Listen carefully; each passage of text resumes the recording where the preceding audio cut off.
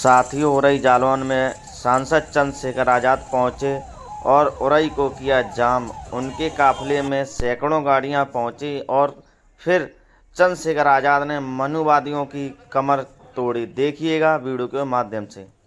करना भाईचारा है, मनुवाद के मगर जाल से करना अब छुटकारा है।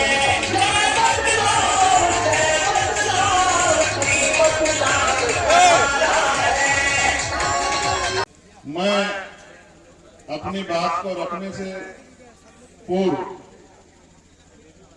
उन तमाम संतों, गुरुओं, महान पुरुषों, वीरों, वीरांगनाओं और देश की आजादी के महान नायकों को भी नमन करता हूं, जिन्होंने इस देश के लिए बलिदान दिया और जिन्होंने कमजोरों की आवाज बनकर काम किया। मैं उनको अपनी तरफ से, अपने साथियों की तरफ से, अपने परिवार की तरफ से, जो टीम बदलाव परिवार है, उन तमाम महापुरुषों को नमन करता हूं और उनके अधूरे कार्यों को पूरा करने का संकल्प लेता हूं। ये कार्यक्रम 28 तारीख में तय हुआ था। फिर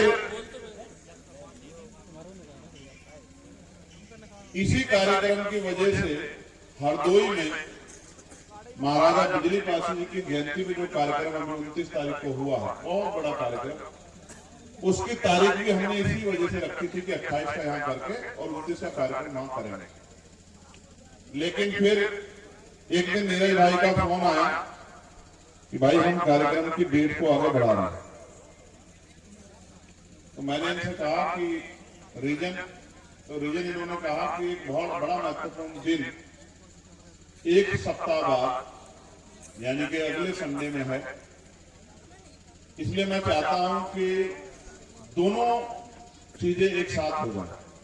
मां सावित्रीबाई फुले जी का जन्मदिन भी बन जाएगा और जो मूर्ति अनावरण का कार्यक्रम है वो भी पूरा हो जाएगा। और लगातार नीरज भाई इस पूरे निर्माण कार्यों को मुझे समय समय पर दिखाते रहे। ग्राउंड हो, मूर्तियां हो, मूर्तियों का जब स्ट्रक्चर बन रहा था, तो मैं ये मानता हूं और मुझसे पहले भी एक वक्ता ने इस बात को कहा था कि एक जमीन आदमी के एक जमीन के लिए लड़ सकता है। एक जमीन सत्य है, इसमें कोई झूठ नहीं, सत्य है। भाइयों में झगड़ा हो जाता है और बहुत सारे ऐसे परिवार हैं जिनके माँ बाप वर्धा आश्रमों में आखिरी दिन काट रहे हैं। मैं नीरज भाई को, उनकी सोच को सलाम करता हूं, क्रांतिकारी जय भीम करता हूं। और सिर्फ नीरज भाई को नहीं, वो जो परिवार मेरा वहां सामने बैठा, हमारे छोटे सांसद जी, छोटे हैं बड़े हैं,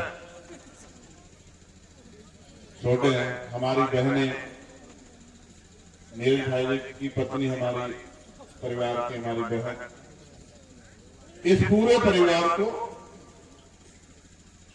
और क्योंकि जिनकी मूर्ति का अनावरण है, महापुरुषों की मूर्ति के साथ साथ पिता राजेंद्र निरंजन जी को और मां सरला निरंजन जी को, जिनको जो 2023 में परिनिर्वाण प्राप्त हुई और पिताजी जो 2024 में परिनिर्वाण प्राप्त हुए।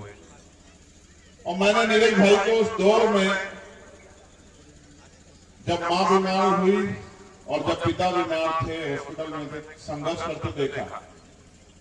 एक आदमी जिसके ऊपर परिवार की जिम्मेदारी हो, अपने साथियों की जिम्मेदारी हो, अपनी टीम की जिम्मेदारी हो, महापुरुषों के आंदोलन को, वैचारिकी को आगे बढ़ाने की और हम लोगों तक सच्ची खबर पहुंचाने की जिम्मेदारी